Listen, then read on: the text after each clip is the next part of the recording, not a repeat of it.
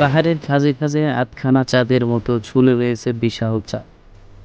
ঝাঁকে ঝাঁকে মৌমাছি পাহারা দিচ্ছে তাদের বাসা। চাক থেকে মাঝে মধ্যেই ফোঁটা ফোঁটা ঝরে পড়ছে আঠালো মধু। মাতাল গন্ধে বউ পড়ছে আশপাশ। কিন্তু এক ফোঁটা খেলেই সর্বনাশ। খেলতে খেতে শুরু করবে পাগলা মধু। হিমালয়ের দুর্গম পাহাড়ি উপত্যকায় বাস পৃথিবীর সবচেয়ে বড় মৌমাছি অ্যাপিস ডোরসাটা ল্যাব্রিসা। এরা 3 সেন্টিমিটার পর্যন্ত লম্বা হয়। এক এক ঋতুতে এক এক রকম মধু সংগ্রহ করে এসব মৌমাছি।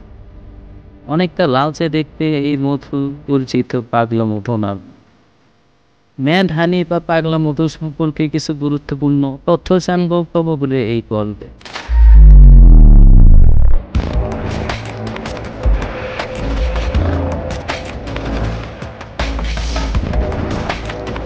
মৌমাছির মৌচাকগুলোর সাধারণত অবস্থান হলো সুউচ্চ গ্রানাইটের পাহাড়ের কয়েকশো ফুট উঁচু কোনো খাড়া ঢালের গায়ে। সেখান থেকে দৈত্যাকার সব মৌমাছির বিরুদ্ধে লড়াই করে মধু সংগ্রহ করতে যাওয়াটাই রীতিমতো জীবন নিয়ে খেলার অপর নাম। অথচ নেপালের পূর্ব অঞ্চলীয় প্রত্যন্ত সাদি গ্রামের কুলুম জনগোষ্ঠীর ময়েলরা শতাব্দীর পর শতাব্দী এই জীবন মরণ খেলাতেই মেতেছিল। মধু সংগ্রহ এখানকার প্রাচীন ঐতিহ্য। বংশ পরস্পরায় চলে এসেছে এটি। প্রকৃতি ও মৌসুমের সঙ্গে সংস্কৃতির মেলবন্ধনে এক উজ্জ্বল দৃষ্টান্ত এটি। বাচ্চা থেকে বুড়ো সকলেই খেতে পারে এই মধু। বিভিন্নভাবে তা খাওয়া হয়ে থাকে। মৌমাছির মাধ্যমেই এই মধু পাওয়া যায়। ম্যাড হানি নামের এই ধরনের মধু পাওয়া যায় নেপালে। কিন্তু এই মধুর সাথে সাধারণ মধু অনেকটাই আলাদা। তা খেতেও মধুর মতো মিষ্টি নয়, যদিও কয়েকশো বছর ধরে এই মধু ব্যবহৃত হয়ে আসছে।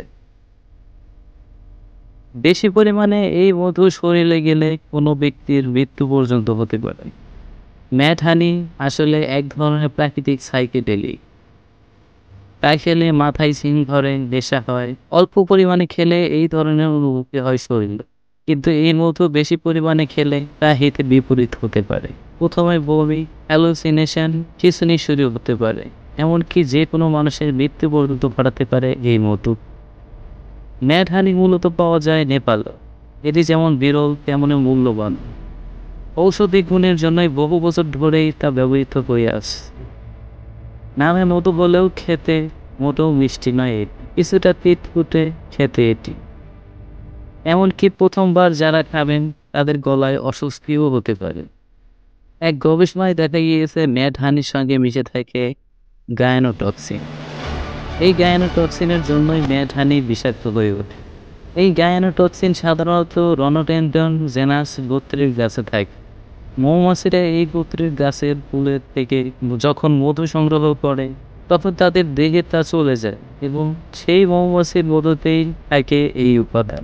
মূলত পাহাড়ি এলাকাতেই এই ধরনের মধু পাওয়া যায়। নেপালেই তার উৎপাদন সব থেকে বেশি। এমনকি তুরস্কের কৃষ্ণ সাগর অঞ্চলেও মেলে এই ম্যাড হানি।